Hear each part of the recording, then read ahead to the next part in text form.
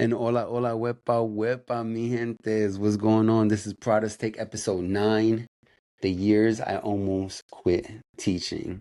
And this, has been a while coming. This has been a long time. So thank you so much for being patient with me. I know I've been saying, oh, it's under construction. It's coming, it's coming, it's coming. And things has been happening. We had a lot of inventory here just piled up. And, you see the new Thor right here and little Batman right down there. We had a lot of inventory here. We were cleaning up and just doing a lot of fixing and stuff like that. So I'm glad if you guys are patient. Thank you so much. This is something that definitely wanted to do, and I may do another video in a few more days just to catch up with everybody and make sure you guys catch up with the podcast, and I can end season 1 with a bang. With that being said, let's get straight into it. A lot of teachers are going to know what I'm talking about when we talk about years I almost left education. So, whenever I speak on, my career, which is education, people always ask me if I always wanted to be a teacher. And honestly, yes, I always wanted to be a teacher. But then there were some years that would be a hell no. Now, there was years I was trying to figure out like what to do with my life. If I love teaching kids and if it was worth all the hassle and administration. I just thought about leaving education altogether. And if you asked me back then if I wanted to stay between, like, I guess I would be there between 5 and 15 years from now, I would probably bust out laughing because I wanted to walk away. Not once, not twice, not 3 times, 4 times. I'm a LeBron at 5, 6, 7, everything. So I'm getting to the right headspace so I can start doing this. While I was in college, I got my substitution certificate, and I was almost working every day at this school, not to be named, in downtown Camden. This school had me in there almost every day, and I was having night classes in college or Camden County classes as well. I'd be in high school, I'd be in the middle school, I'd be in the elementary school. Every day was different. And not only every day was different, every classroom was different. Every classroom had different expectations, different rules. Every teacher ran things differently. There was a different schedule. Oh my God. As a substitute, I had to learn really fast that consistency matters. And students know immediately when their teacher isn't there. And some kids do really well. Others see it as a free day. And as a substitute, you have to walk in someone else's classroom and try to earn their respect within 5 minutes. Literally 5 minutes. That is not easy, to be quite honest with you. So one day, the technology teacher left, and the administration or the substitute, the secretary, asked me if I could stay as a long-term sub. That I'm going to be there every single day until they find a replacement. And at first, I was excited because in a technology class, like you're going to be, just having the kids on the computers. It's going to be chilling. I can just be there and do the things I need to do at school. And then I thought this is an opportunity to prove myself, you know, um, the opportunity to, make sure that these people understand that I can be taken seriously. Maybe they can give me a job later on after college. Because I quickly realized that I wasn't a substitute anymore. I was actually the teacher getting paid a substitute salary. And that happened. Um, I was building curriculums, creating PowerPoints, quizzes, assigning grades, parent teacher conferences, building projects for the kids. I was even teaching kids how to build websites. I try to make it fun and have like Friday debates. Meeting with parents. Oh, how lovely that was. Entering grades. And so I wasn't filling in anymore. I was becoming the teacher. The only problem was I wasn't receiving the respect I was, you know, trying to receive. And I wasn't treated like a substitute. I was still being treated like a substitute. And that drained me. That drained me. Because there were times where like I was still a sub, so they would still have me like go ahead and do lunch duty. And I didn't even have lunch. And I didn't realize I had to eat in my classroom while the kids were there.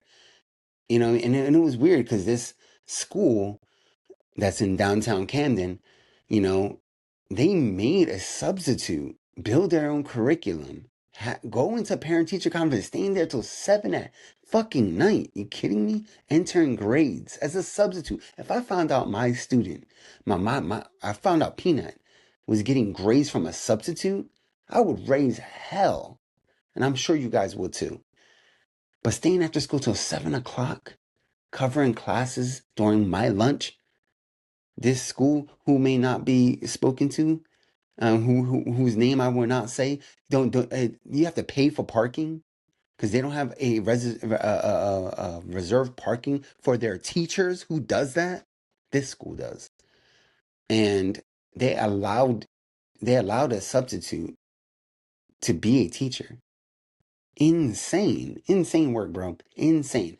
From that January all the way January, February, March, April, May, June. At the end of June is 6 months because they end. I think at that time they ended at the end of June, so it was like June 30th or something like that was our last day. And I kept reminding myself, like I need the money, I need the money. But what am I doing here? Am I doing what every other teacher does? Like, is this normal? So I questioned everything. And it was probably the first time that I wondered if education was even right for me. I mean, I love teaching. I didn't hate the students. Some of the students were crazy, especially in high school. Jeez, I'm not a high school teacher, by the way. Elementary, like third to five, all the way. I loved pouring into something that meant something. But I felt like the system kept asking me for more, and every time I turned around, like there was another career looking at me and saying, "Hey, what about me?" Which is what I have a degree in. I have a degree in health and exercise science with specialization in health promotion and fitness management from Rowan University. I was just chasing balance, honestly. Like, how can I set myself for success financially and still be happy? So I thought I have to become a teacher first, at least solidify myself in that. And you have summers off and I can work on something else. So eventually I became a teacher. But in 2014, unfortunately, this school, who may not be named, actually got rid of me. So I ended up getting a job at Freedom Prep. I'm going to jump into the years that were actually insane. So then I was in the middle school, and that was insane because they were giving me curriculum for my ESLs, and I did not want to be there at all. That was crazy in itself, not having curriculum for ESLs, not being able to support my kids, and then being let go. How insane was that, right?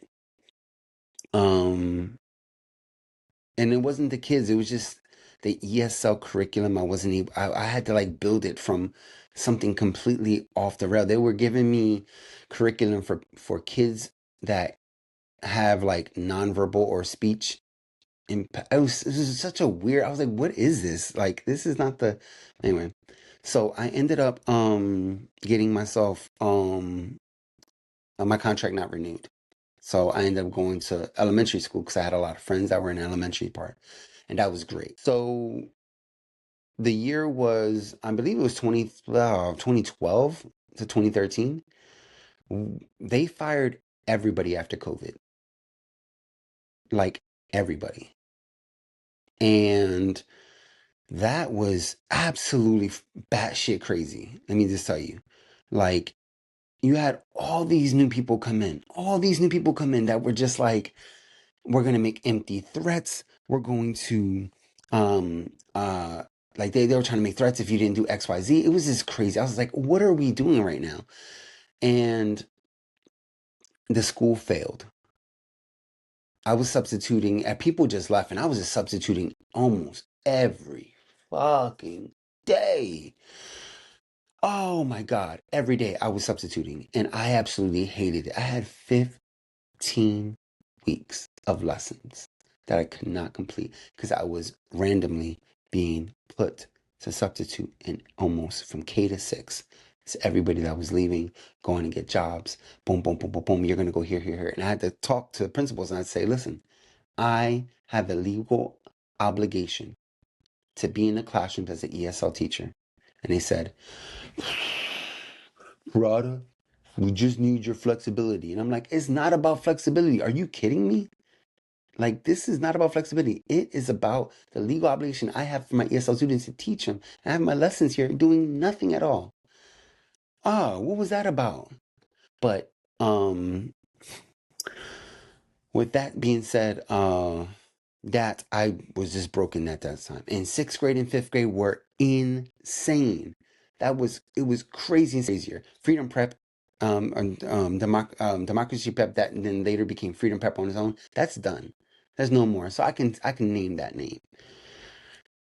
But after they fired everybody, especially leadership up there, that kind of broke me. And that was really like a hard part of my journey, is first being a substitute and being taken advantage of, then going to the middle school and not having the support I needed at all ever from anybody.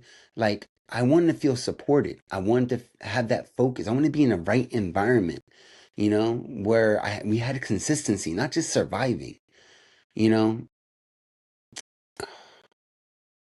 I had to realize something. Like, I never really wanted to leave education. I just wanted to leave the burnout.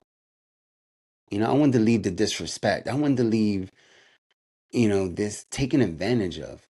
And that's the huge difference. Because purpose can still be exhausting. Like, purpose can still frustrate you. Like, purpose can still make you even question yourself. But purpose shouldn't make you lose yourself. So now I'm in Melina. Like, the students are amazing. My coworkers are not too bad. And I'm here. And I'm here to stay. And I'm the ESL teacher I want to be. I'm getting the training I need, and I'm specifically from 3 to 5. And looking back now, I'm actually grateful I didn't quit. Because if I had, I wouldn't have met the students that changed me. I would have never become the teacher I am today. I would have never learned that sometimes the problem isn't your calling. Sometimes it's simply the environment you're trying to grow in. Teaching is not easy, and it would never be easy. But when you find the right people, the right school, the right purpose, it reminds you why you started in the first place. And that is why I'm still here.